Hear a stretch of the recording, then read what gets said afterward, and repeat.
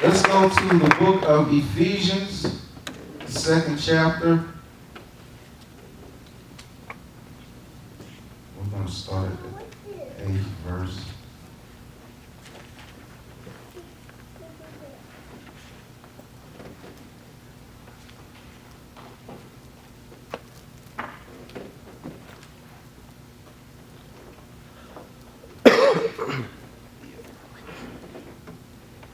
Ephesians chapter 2, verse 8. It says, "For by grace you are saved through faith, and that not of yourself. It is the gift of God, not of works, lest any man should boast." And I got one more verse that needs to coincide with that.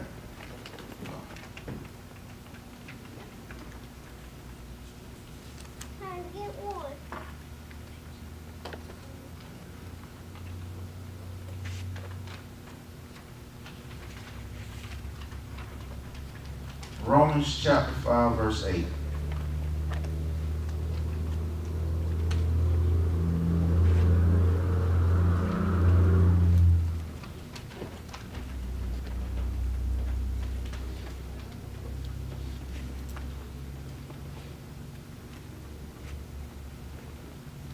Romans chapter 5, verse 8 says, "But God committed his love towards us in that while we were yet sinners, Christ died for us." Pastor, I need you to do me a favor, because I need the conversion bad now. I don't want to pull it up. Can you read Romans give me the NASB? chapter 5. Yeah, verse 8.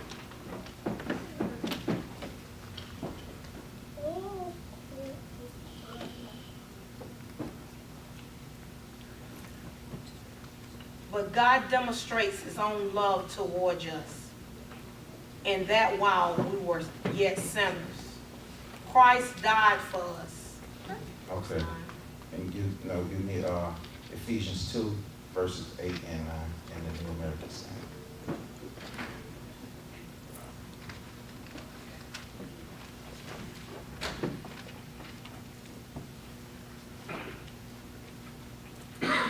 Ephesians 2 and 2 and 8. 2 and 8. Yeah, and 9. Okay, you know what version? New American Standard.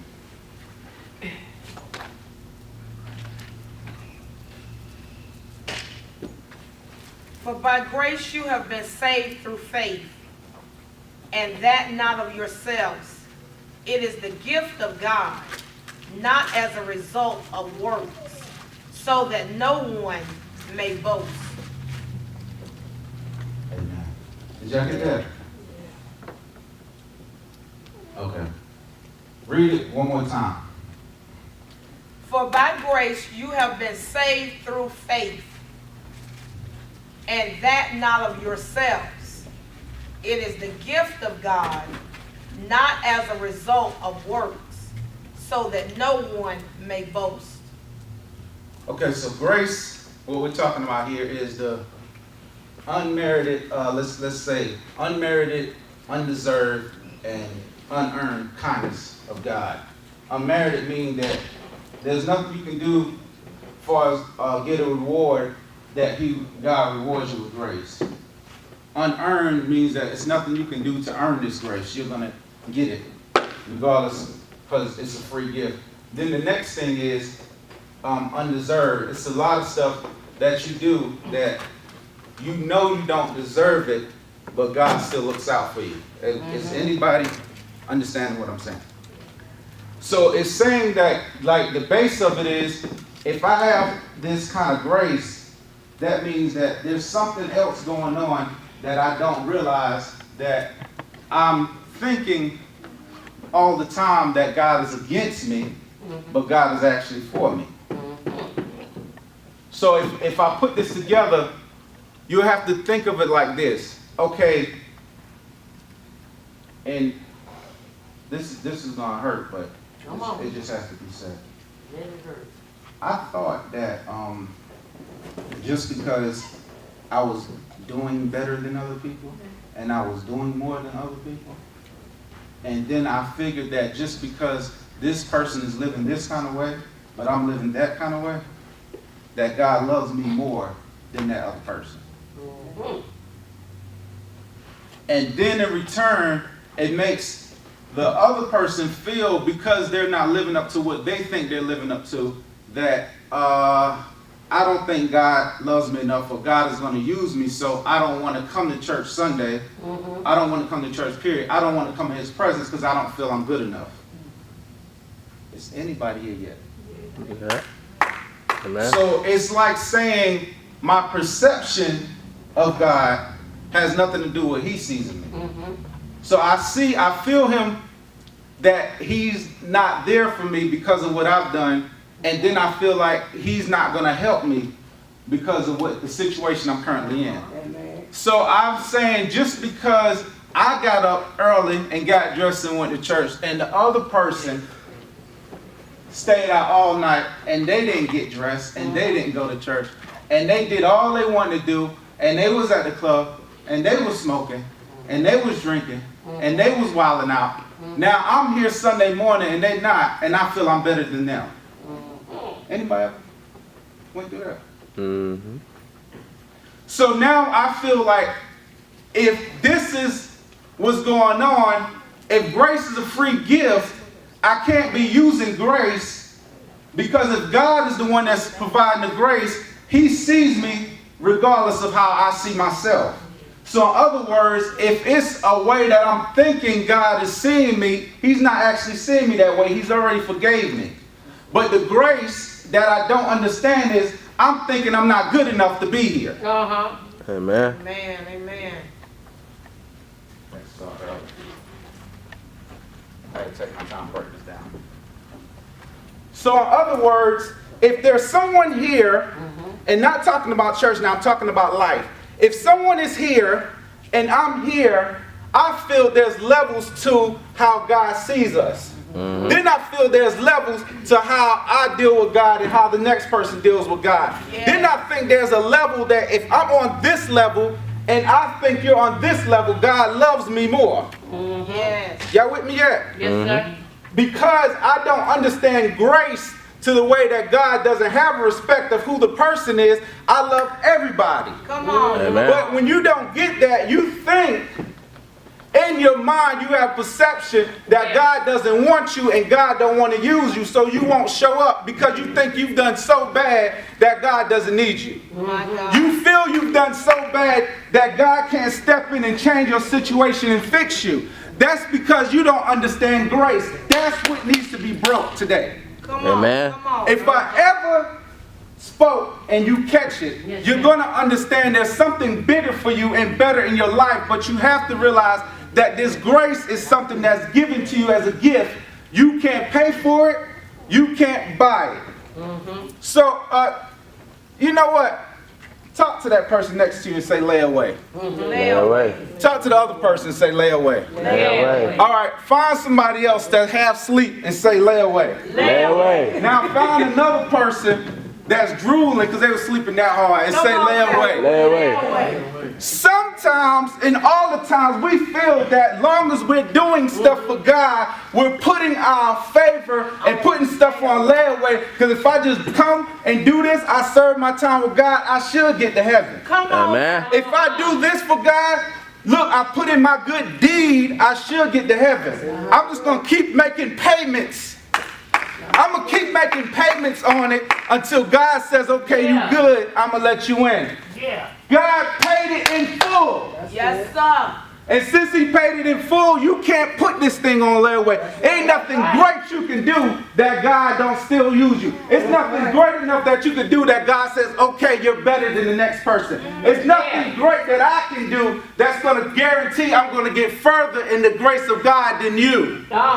This is the grace that needs to be taught, that breaks the mind of religious people and the mind of people that think that I can't make it because I'm not good enough. I'm not good enough and I'm the pastor. Go ahead now. Go ahead now.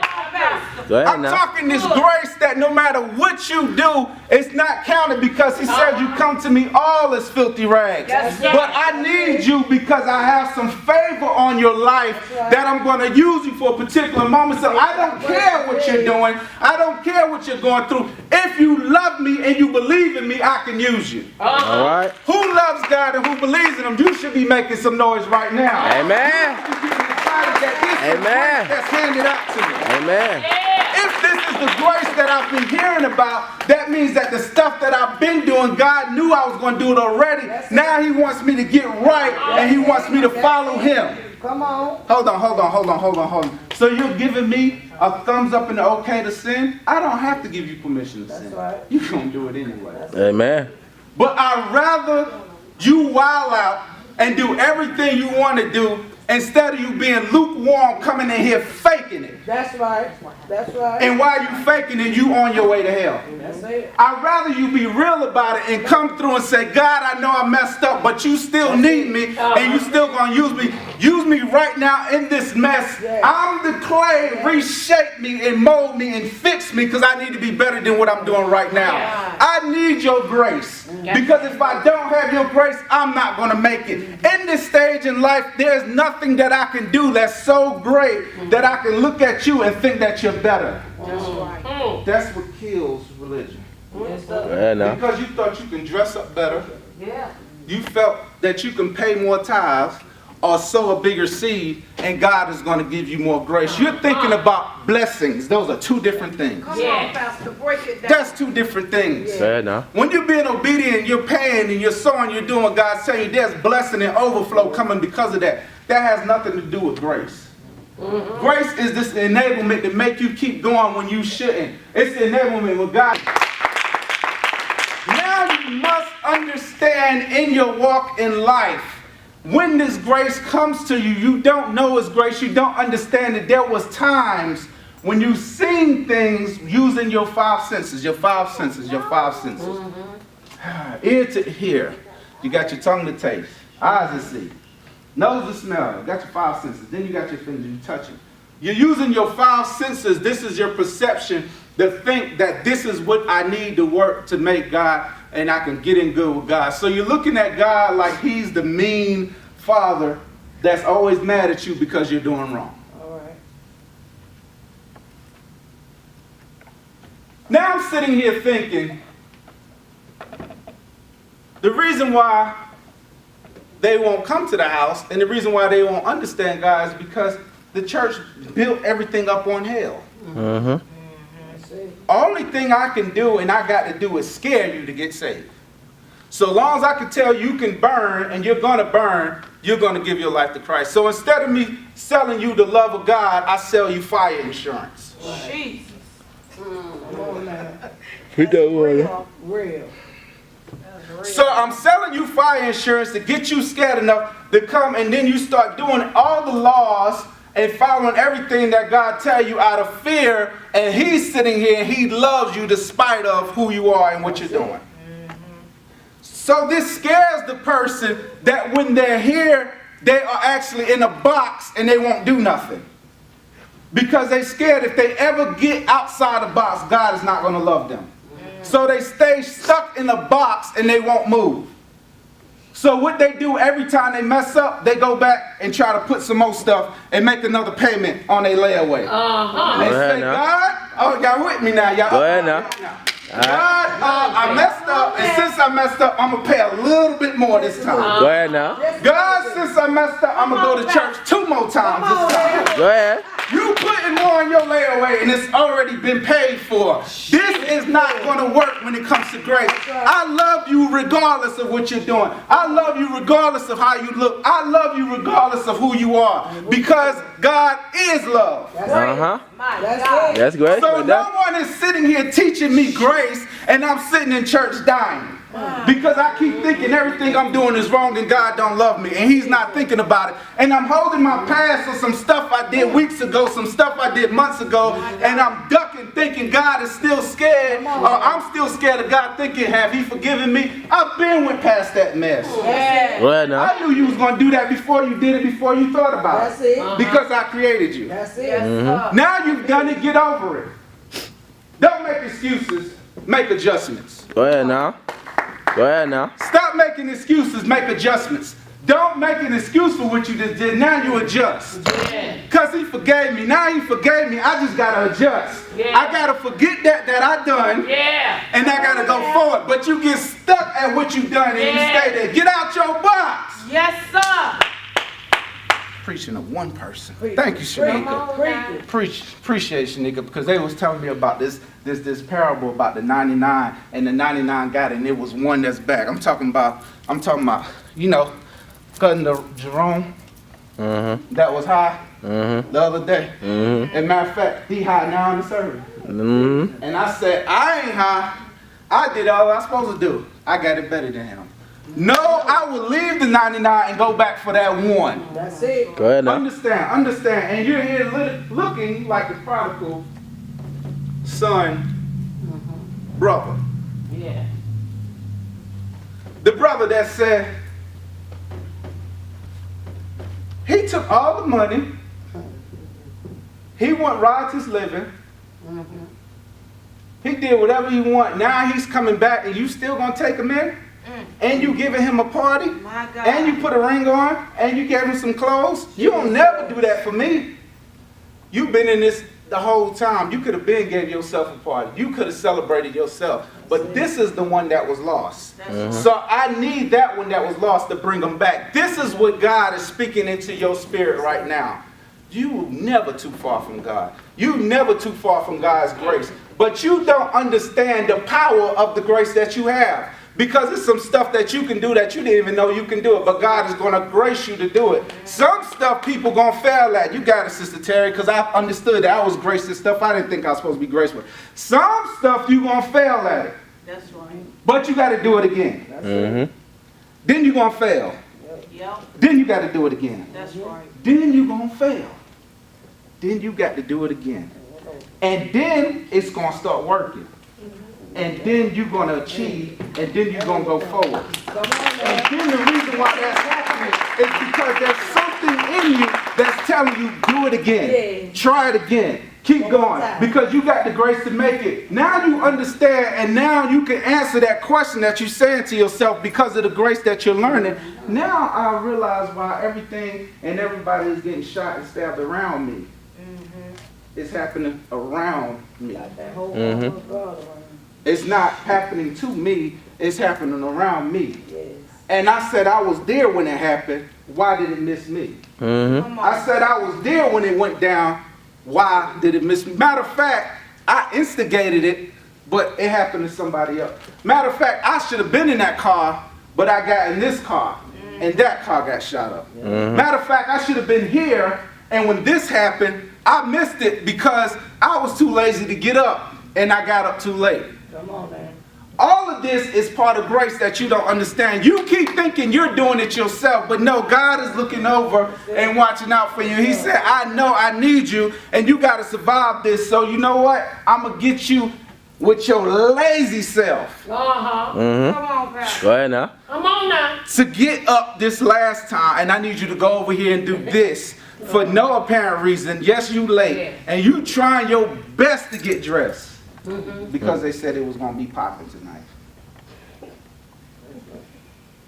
And you got up too late. Y'all know 10 o'clock is too early to be going out to the club. You 10 o'clock, you getting dressed. Getting dressed. The cold still come out y'all. Because I take a nap before I go out. I don't know about y'all. I have to take a nap before I go out. And I got to...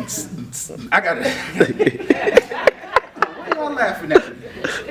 So you gotta get ready because you want to be out all night. And you got to have the most energy because you're the life of the party. So you get up too late, can't find nothing to wear, and you finally get halfway dressed, you don't like what you got on. You ever had those days that you don't like what you got on? Everybody else like, I look nice. You be like, I don't like that right there. I got to change. I'm going to go ahead anyway. And then they be like, you know what? They done shut it down because somebody done shut the club up. You be like, I was in that club. Man, they done shut the club up. They shut the club. Yeah, we can't go. We got to go to another one. Nah, that's going on. I don't want to go.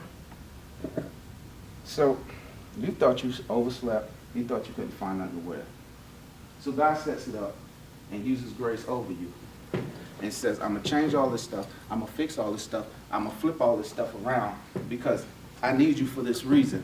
And now that you survived that, and you survived another thing, I got to get you somewhere that someone can speak into your life to let you know that it's something else. But, thank you. Until I get someone to speak into your life, they're not going to get it. So if they don't understand what's going on and they don't know that you're in a situation that you need to hear truth, you're not going to receive it. The thing about hearing truth, truth always hurts. Mm-hmm. That's it. That's it right there. Right there, hit it on the nose. Mm-hmm. And the reason why truth hurt is because, oh my God, you already know the truth. Right. Mm-hmm. Real. You don't want nobody to tell you that though. Nope. See? You already know what's right and what's wrong, and you already know what you should have done, but you don't want to hear it from the person that you actually Look up to. Mm-hmm. Go ahead now. And now the only way the enemy is going to use to hurt you, the enemy has to use somebody close to you. That's it. Because if a foreigner comes off the street and says something wrong to me, it's not going to bother me. I don't That's know. right. Or if they do something to me, okay, I could forgive them. Maybe something was going on. They wasn't in the right mindset. But if it's somebody close, that's different. So the enemy is going to use somebody close as he can to get to you to affect you. Yeah. Negatively or positively. So what I have to do, speaking in the words of the enemy, I have to stop you while I can. Because I know what you can do. And I know how powerful you are. Mm-hmm. So you mad because the enemy is always after you and coming at you. Only time someone breaks into a house is if it has value. That makes sense. Okay, let's think about it this way. Only way I'm gonna bother you or constantly harass